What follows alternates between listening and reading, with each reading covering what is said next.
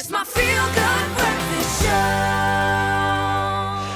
Welcome back. You're live with Expresso. Thank you so much for tuning in as we join now a very important conversation. This year we commemorate World Stroke Week from the 28th of October up until the 3rd of November, with World Stroke Day being commemorated on the 29th of this month. An unbelievably important opportunity for us to spread awareness around this. Now, according to the Heart and Stroke Foundation, around 70 South Africans die every day due to a stroke in this country, which is an alarmingly high number. And joining us from the Stroke and Heart Foundation, Chief Executive Officer of the Heart and Stroke Foundation, in fact, and a good friend of the show, Professor Pamela Naidoo, to give us some expert knowledge and insight into what must be, surely looking at those numbers, a very important opportunity for awareness. So, Professor, thank you so much for joining us. Yeah, no, it's an absolute pleasure. It's lovely to be back.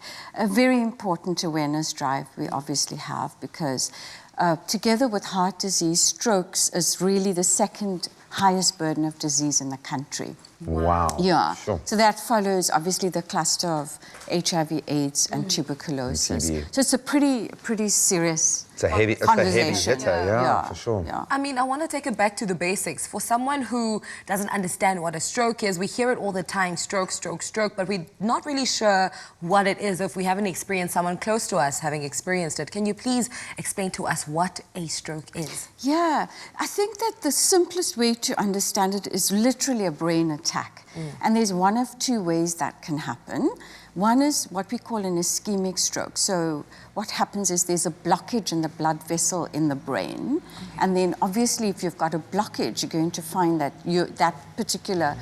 the functionality of that part of the brain is going to be affected. And usually it's kind of across the body. So you'll find one side of the body is affected by it. And I think the alarming thing is that you can start to lose your neuron functioning. Wow. So when those cells die, obviously then it's going to affect, both your mind and your body functioning, right? Yeah. So that's the one way of getting a stroke. The other way is when you pretty much have a blood vessel burst in your brain, and then you hemorrhage, and so that causes that surrounding area to be damaged. But the effects are similar. Yeah. Is there a spectrum, a scale? Can you have a light stroke, something that doesn't affect you as badly as we have seen some strokes can have a devastating effect in the long term as well? Is there a scale of, can you have a minor stroke? You can. Absolutely, you can. And you can sort of almost recover 100%, But I think the critical thing is that you've got to get help, medical help, timelessly. Immediately. Yeah, because if you get the emergency care, and then they can reverse the damage, you will probably have residual effects, but it won't be as damning. And the body can heal. That being said, then, what are the warning signs? How do we know when we need to jump to action? And I've heard the term fast. What does that pertain to? Yes, yeah, very important question. So the thing is, if you and I are having a stroke, you kind of know instantaneously something's not right, but you actually can't recognize it for yourself. So therefore, it's important for the people you work with, the people, your family and your colleagues and so on, to know the FAST acronym. And basically what it stands for, F is for face. So if you feel somebody's looking offish and you suspect they're having a stroke, you ask them to, sort of smile or show their teeth. And if you find one side of the face drooping, so those muscles aren't able to contract, okay. Because it's very involuntary, You can't control it. And then A is for arms. So you ask somebody to raise both their arms, and you'll find one will automatically drop involuntarily. So, and you'll find it's all kind of on the same side. Okay. Yeah. And then for speech, I think that is quite a giveaway, because what happens is when you try and talk to the person, it's unintelligible. They can't recall the words, it sounds like gibberish, literally, or they can't speak, and they possibly have a very severe headache as well.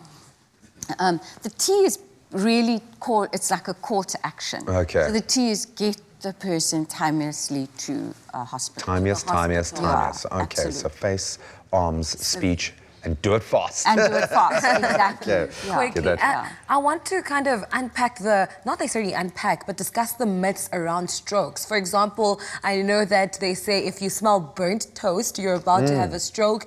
And also, heard that it's term. only limited to older people and a young person cannot get a stroke. So can you please explain that to us? Yes, in the age of misinformation. Fake news, it's fake And news, fake yeah. news. It's totally. So I think the key thing to remember is that whatever information the Heart and Stroke Foundation, will impart, or the doctors will, medical associations, is all evidence-based. There's absolutely no scientific evidence for what, those myths. And so we will, maybe it's idiosyncratic. One or two people experienced it and now it became now there's a link. general Yeah, symptom. now there's a link, So no, that is really not true. I think to rather stick with what is the evidence. And the evidence is, the symptoms that I just mentioned. And in terms of age, can younger people suffer from it? And what are those risk factors? Yes, sorry, that's the second part of the question. Yes, absolutely.